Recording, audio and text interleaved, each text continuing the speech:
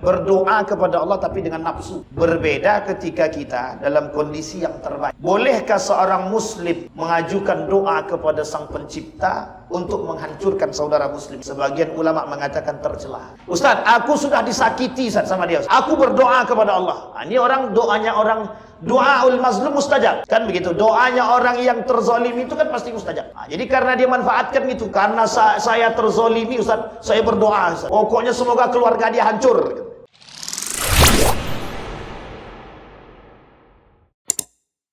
Nah, Bapak Ibu sekalian yang berbahagia, kata Nabi, kata para ulama menulis dan kata Nabi merangkum sekian banyak hadis-hadis. Dari sekian banyak hadis itu dirangkum. Dalam rangkuman tersebut dikumpulkanlah hadis-hadis yang sesuai. Maka ditulislah. Dalam tulisan itu begini. Ada golongan-golongan yang tidak dianggap oleh Nabi sebagai golongan dia. Kalimat itu Nabi sebut dalam hadisnya laisa minna.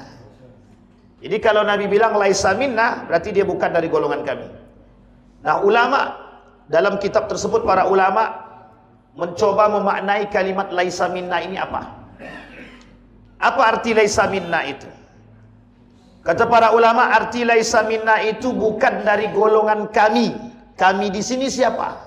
Pengikut baginda Nabi Muhammad SAW. Jadi Nabi tidak mau mengakui orang yang tidak mau mengikuti Nabi. Laisa minna, minna di sini Nabi dan para pengikutnya.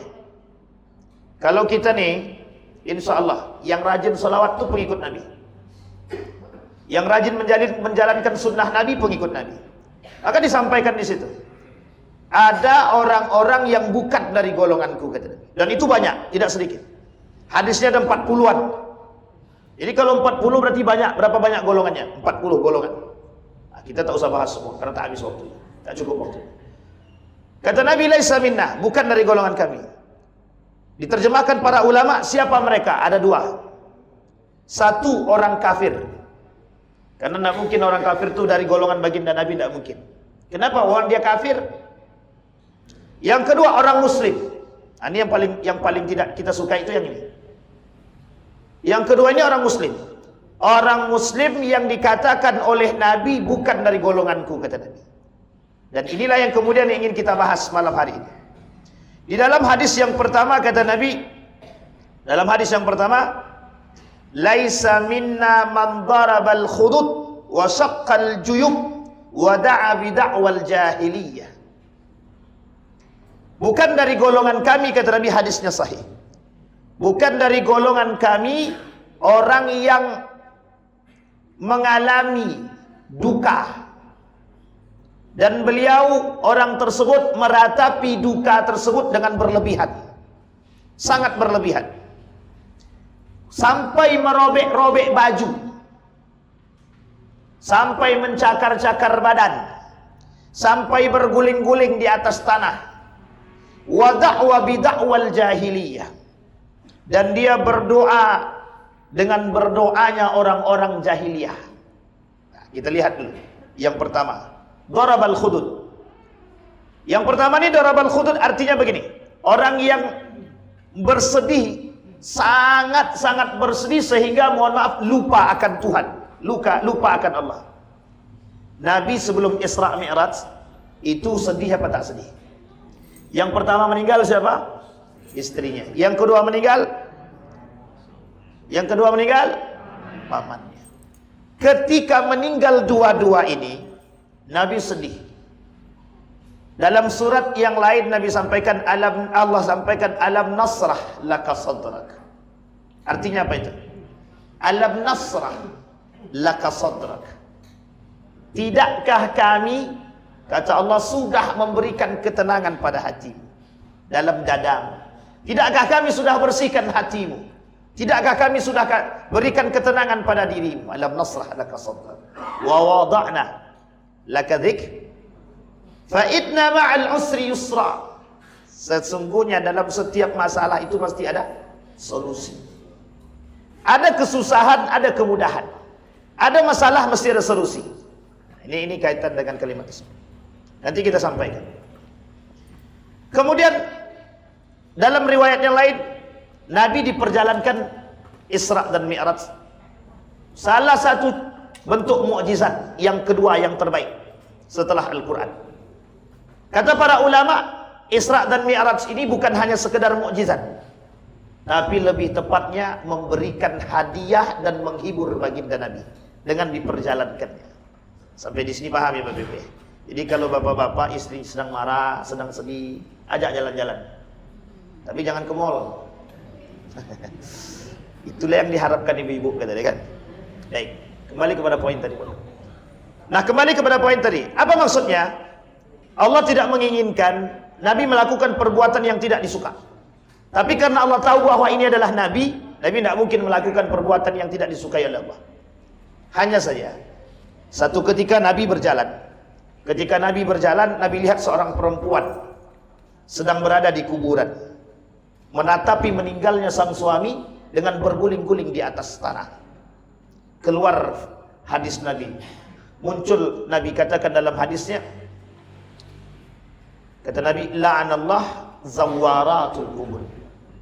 Kata Nabi, terlaknatlah wanita-wanita yang ziarah kubur. Jadi sehingga muncul ayat itu, hadis itu muncul, itu sebab urutnya, sebab keluarnya gara-gara itu. Dan ada kaitannya dengan itu. Di dalam hadis yang ketiga kata Nabi, la taqumu as-saa'ah hatta tara man daraba al-khudud. Tidak akan terjadi hari kiamat sampai kalian akan melihat orang-orang akan menangis sejadi-jadinya, bersedih sejadi-jadinya. Nah, sampai seperti yang dikatakan Nabi dalam hadisnya itu, tidak akan terjadi hari kiamat sampai kita melihat orang meratapi kematian itu atau mengalami kesedihan dan duka itu sangat-sangat ekstrim. Sampai ada orang yang mohon maaf berteriak di tengah jalan, suami aku mati, tolong, misalkan begitulah. Ada itu, ada, bukan tak ada, ada. Sampai merobek baju, sampai dia katakan, tidak lagi saya, tidak penting bagi aku hidup lagi, karena tidak ada lagi yang mengawankan aku di muka bumi ini. Nah, itu berlebihan tuh. Seakan-akan Tuhan tak ada. Itu Allah tak suka itu, Allah benci sekali itu, orang seperti itu. Nabi sangat mengecam perbuatan demikian. Itu yang dimaksud oleh Nabi. Yang dimaksud oleh Nabi itu yang seperti itu. Sampai-sampai Nabi katakan, laisa minna man darabal khudud. Bukanlah dari golongan kami, kata Nabi, orang-orang yang suka berduka atau yang sedang berduka tapi berlebihan dalam dukanya. Apakah Nabi salah kalau ada, Nabi salahkan kalau ada orang yang bersedih menangis? Tidak, Nabi tak sedih, tak salahkan. Karena Nabi sendiri bersedih. Nabi pernah lihat Aisyah bersedih. Nabi pernah melihat Abu Bakar bersedih, Utsman bin bersedih, Umar bersedih. Ketika Siti Aisyah difitnah itu bukan sedihnya bukan main. Sampai air mata itu tidak keluar lagi. Fitnahnya Abu Baiti bin Salul itu terhadap Siti Aisyah. Oh, itu sampai air matanya Siti Aisyah ini sampai nggak keluar. Hanya saja Siti Aisyah tidak berguling-guling, tidak mencium kaki Nabi, sangat tidak melakukan perbuatan yang tidak disukai oleh Islam. Karena Siti Aisyah sadar bahwa Siti Aisyah masih punya Allah. Sampai-sampai ketika surat itu turun, surat An-Nur ayat 1 sampai 9 turun, apa kata Abu Bakar? Berterima kasihlah kepada Nabi Muhammad yang telah membebaskan dari permintaan dia, Allah membebaskan masalahmu. Apa jawaban Siti Aisyah? Aku tidak akan berterima kasih kepada Muhammad, aku berterima kasih kepada Allah. Coba, itu Nabi gitu kan? Karena dia tahu yang membebaskan itu bukan Nabi Muhammad, yang membebaskan itu Allah. Dalam surat itu Pak, itu tentang penghinaan dan pelecehan terhadap wanita-wanita solehah. Jadi Bapak Ibu laki-laki kita semua ini, haram bagi kita nih, kalau ada perempuan berjilbab, bercadar, baik dia, kita lihat, jangan pernah caci maki. Bahkan tak baik pun kita tak boleh caci maki. Itu kalimat itu Allah turunkan. Ketika ada orang yang melecehkan Siti Aisyah, ayat itu kemudian untuk semua, bukan hanya untuk Aisyah saja. Awal turun memang untuk Siti Aisyah, tapi kemudian dipakai untuk semua. Hikmahnya untuk semua. Sampai Nabi saja ditegur oleh Allah, dibebaskan masalah kasus tersebut. Karena Aisyah tahu, seberat apapun yang dialami dia masih punya Allah. Maryam, kurang berat apa Pak? Hamil tanpa suami. Sekarang Bapak Ibu lihat, ada enggak orang hari ini hamil tanpa suami? Banyak. Perbedaannya satu saja.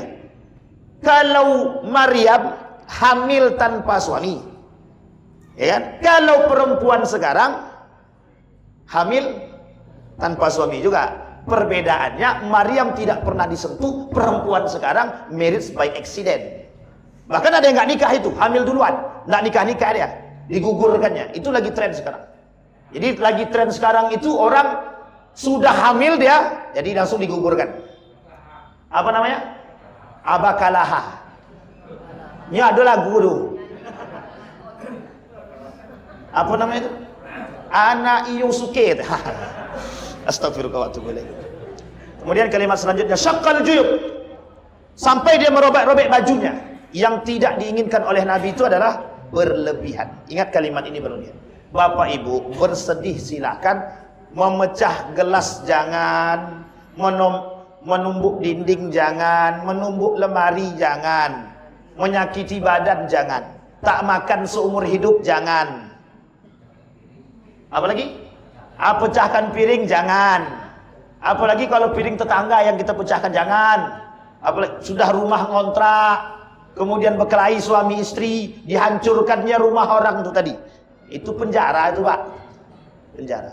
Jadi yang maksud Nabi, jangan kalian berlebihan. Tapi kalimat yang ketiga itu Nabi katakan mereka berdoa kepada Allah dengan dakwal jahiliyah, seperti doanya orang jahiliyah. Ini yang perlu kita garis bawahi. Gimana doanya orang jahiliyah? Ya Allah, aku sudah sakit hati sekarang. Pokoknya aku tak mau tahu kau hancurkan dia. Itu namanya dakwal jahiliyah. Berdakwah, berdoa kepada Allah tapi dengan nafsu. Berbeda ketika kita dalam kondisi yang terbaik.